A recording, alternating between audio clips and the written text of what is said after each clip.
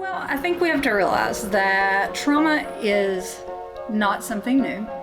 It's been around. We've just decided that it's something that needs to be addressed. We've been enlightened as to why our children are having so many problems here at school. We now are aware that trauma affects their ability to walk into a classroom and sit down and pick up a pencil. As I say, when our kids get picked up off the streets and then they come to school the next day, they're expected to learn when there's been violence in the home. Every day, there's something in their life that has caused them trauma.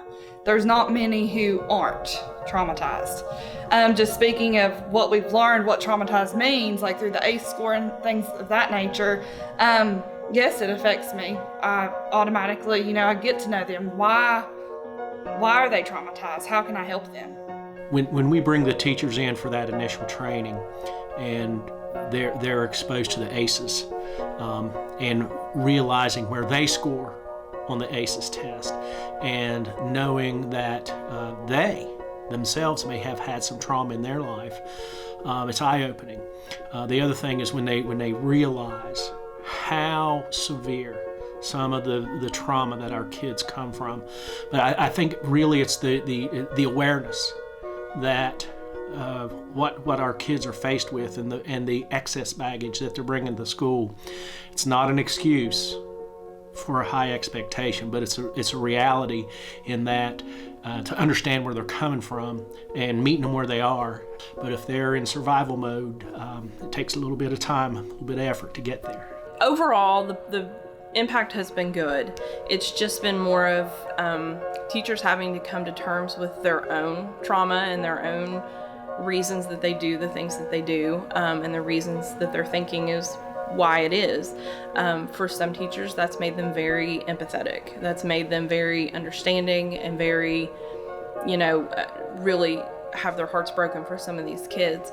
What I think about when working with teachers, it's not about adding something new to their plate or feeling like that we're giving them additional jobs.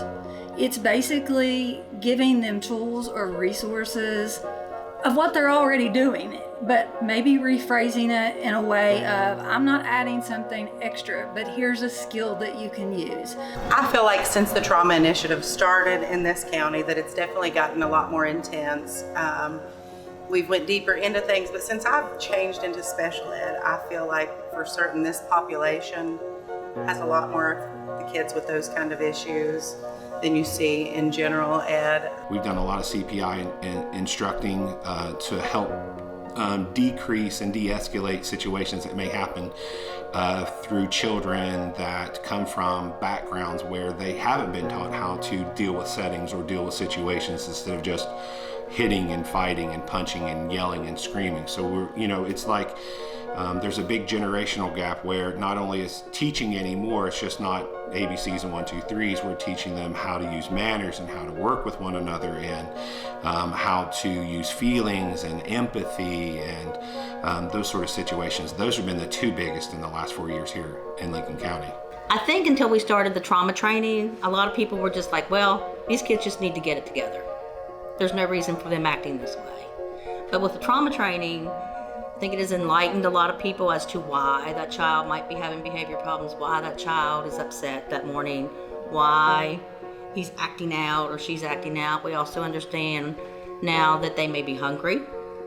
And we've learned to look at the kids a little bit different. We've looked at the whole child, no longer just looking at the academic part of it. I try to look more at where they're coming from and discuss with them what's going on at home. If they're having a bad day, we'll talk about what's going on, and they'll open up more to me now because I feel like I know some of the questions more to ask them, and just being aware of what all goes on in our community and with our students, because you don't know, you have no idea what they're dealing with at home unless you talk to them and get that trust for them to confide in you. I think the trauma training that we've been through helps raise awareness about the perspective that our children, our students are living in, and how their brains have developed, and how you might interact with them as a teacher. And maybe a different approach. You may not, it's not the way it was when way back when. You know, it's not like you have to say as a teacher, I want you to do this because I'm the teacher and because I set the rules and this is what they are and you follow them.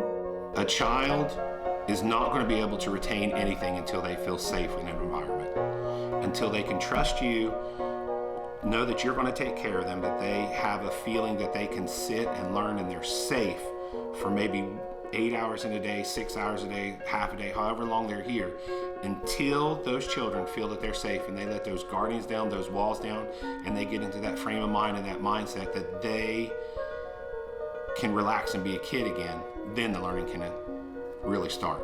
Not until then.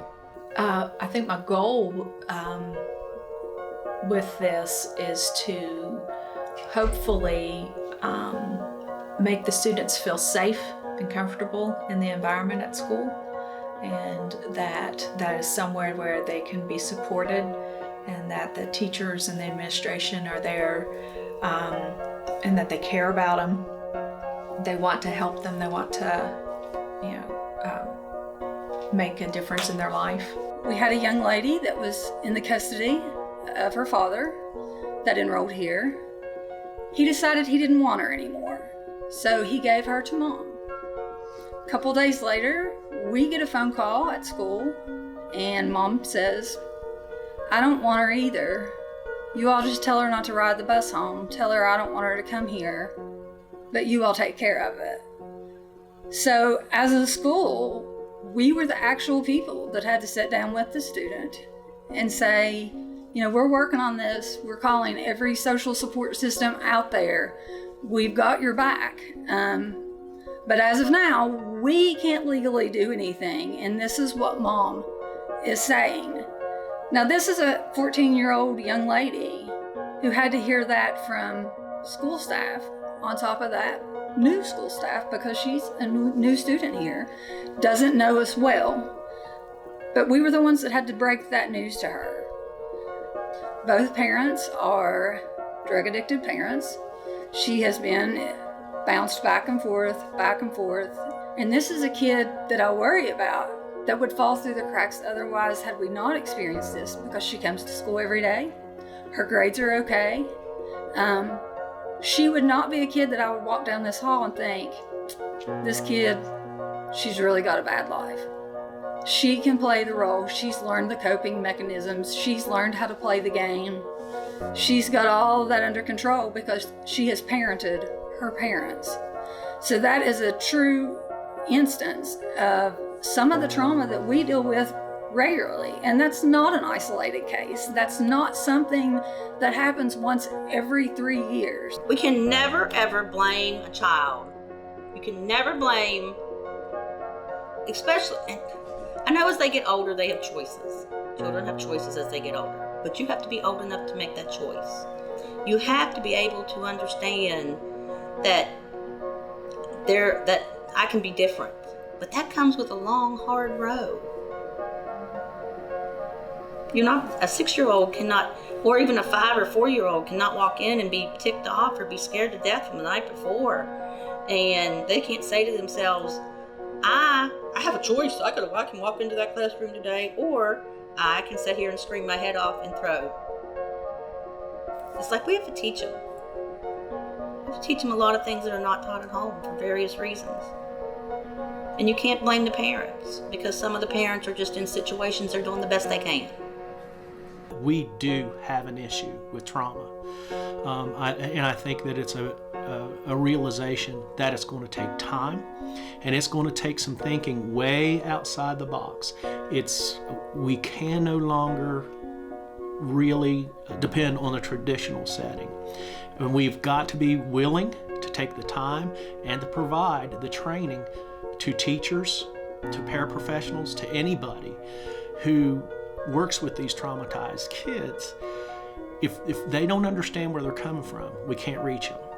These kids are coming to us with some serious issues, and we have got to take the time to let them build that trust with us so that they want to come to school, they're engaged, they feel safe, and when they do that, then the student's going to have some success. Will they all be Einsteins? No. but will they be able to grow? Yes, and that's what we want. We want to provide the best opportunity to give our children and our teachers and other staff members an opportunity to grow.